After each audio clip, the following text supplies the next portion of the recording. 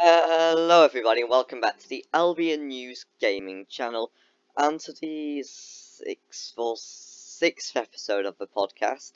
And this is a big episode because we've signed some players that we didn't know we were going to sign.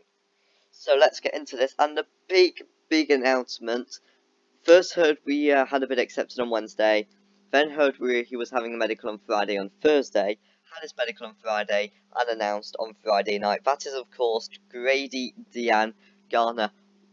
I mean, there was a few rumours around when Diangana, when we heard we were keeping Diangana for the rest of the season, that Grady Diangana may be coming on loan this season, but we got him on a permanent for just £12 million. That could rise up to £18 million, and West Ham fans are not happy. I mean, Mark Noble has spoken out about it. I don't think Moyes is happy. I think it's more come from the owners, Diangana's selling. But that's a really good player. We've got a really promising young player there, and you would like to think maybe him, Pereira, and a few other players could stay at the club for quite a while. It'd be nice and be a top 10 club, but that's wishful thinking. But definitely going to play a key role in us trying to stay up this season. The signing that took place yesterday is David Button. Now, this isn't a bad goalkeeper coming in, second choice. If Johnston makes mistakes, he might get some games. He can command his area, which is good, because Johnston can't. So if he could maybe, I don't know, be an influence for Johnston, or even if we just play Button, if we just score conceding goals because of Johnston not commanding his area, or just making mistakes, because he has made mistakes in the Championship. He might be okay in the Prem, but I doubt so. But Johnston divides opinions. You either think he's good enough or you don't think he's good enough. I'm probably one that more thinks he's not good enough for the Premier League. But someone who I think is good enough for the Premier League is Kipre. I mean, football's all about opinions, but I definitely think this man is a bargain. £900,000, solid centre-back in the Championship, and only 23. I mean, he had a really good season in the Championship with Wigan. So I think he's going to fit into the Premier League quite well. Him and Semi Ajayi, I think, could be our first team centre-backs for about 3 or 4 years. The good thing about Ajayi and Kipre is they're good enough for the Premier League, but they're not so good that we're going to have them poached if we go down. They're not that good unless they have really good seasons. But I think we can keep Ajayi and Kipre in the Championship next season. So there's our signings that we've made at the weekend. Now, there is a lot of rumours suggesting us with a move for a striker, and one of the names on that list looks to be Karlan Grant. Now, Karlan Grant, we're being rumoured with him. I think we've heard a reliable source, but I can't remember if it's Matt Maher, John Percy, or Alan Nixon. But I think it's been one of those sources that have mentioned him. I'm sorry, I don't know which one has, but it's a reliable source. I definitely think we're in talks with him. A weird thing is a few people's tweets have been liked by Karlan Grant. And Karlan Grant's even replied to Grady Diangana. A few Albion fans' tweets have been liked by Karlan Grant, I should specify, that I've seen on Twitter. And Karlan Grant responded to a few Diangana things. That's a bit suspicious. Unless he's just, like, replying to quite a few footballers, and liking quite a few football fans' tweets from other clubs, then that's different. But it's weird, if you know what I mean. It's strange that Diangana would like one of our players would reply to Diangana's tweet. But even if he hadn't replied to that tweet, I would still say I think we'll get Karlan Grant in. I think he'd do well in the Prem as well. I think he'd score goals, because he scored goals, and let's be honest, not a brilliant Huddersfield side.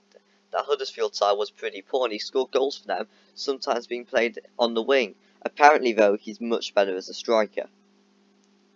Now, the other striker that we're hearing coming in is another exciting one, and that's Michy Batshuayi. Michy Batshuayi came out around Wednesday morning before Diangana news broke out, and I definitely think there's something in it. The Express and Star have said it, Nixon said we're interested. I definitely think he's a player we're keen on. And he'd be a really good signing. I mean, scored about, I think, 9 goals in 27 games for Chelsea. And he won't have been playing most of those games because Tammy Abraham had that really good season last year. I think Michy Batshuayi would score for us. And we're being Palace and Newcastle also registering an interest. But I think we could be the front runners for Batshuayi for the fact that it looks like Newcastle are going to be signing Callum Wilson, and it looks like Crystal Palace are going to be going for Raheem Brewster over Batshuayi on loan.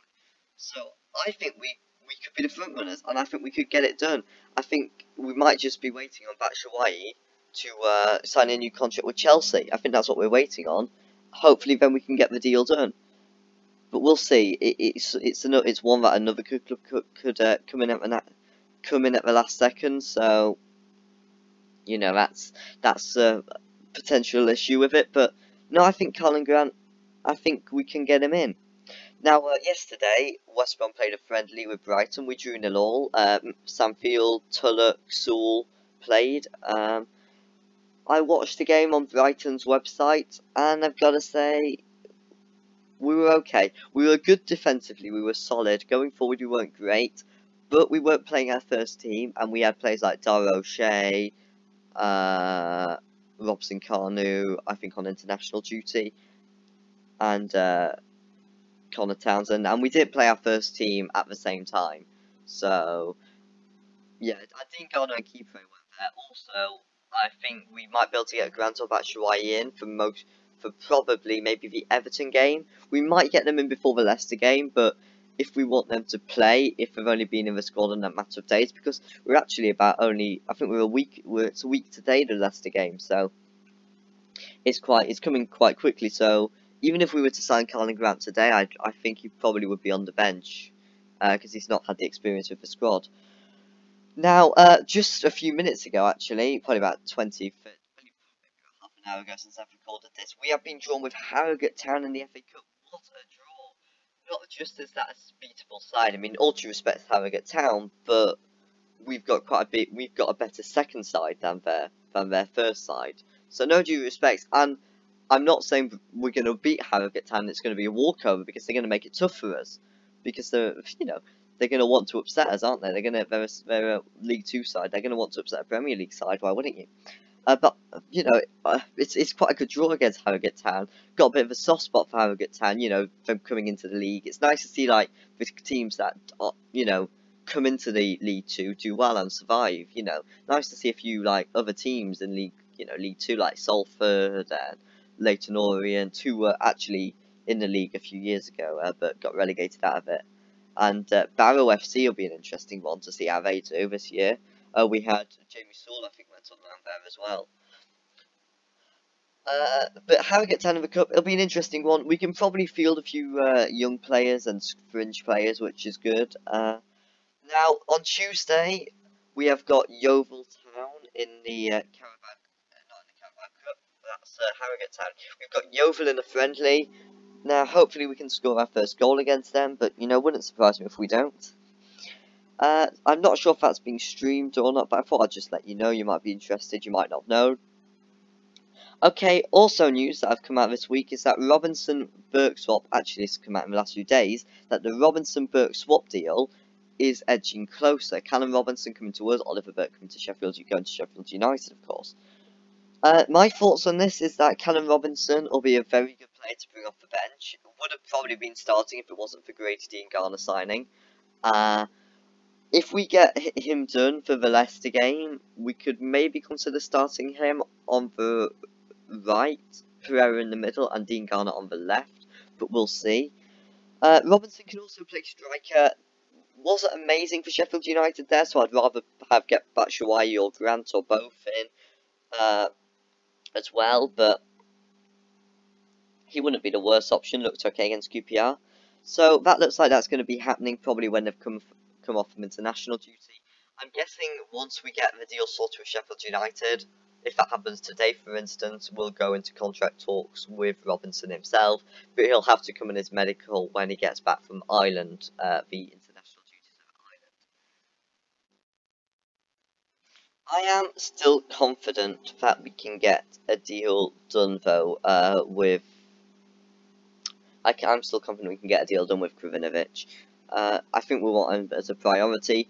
Joseph Massey reported about a week ago that he was that that we were close to a deal with Benfica.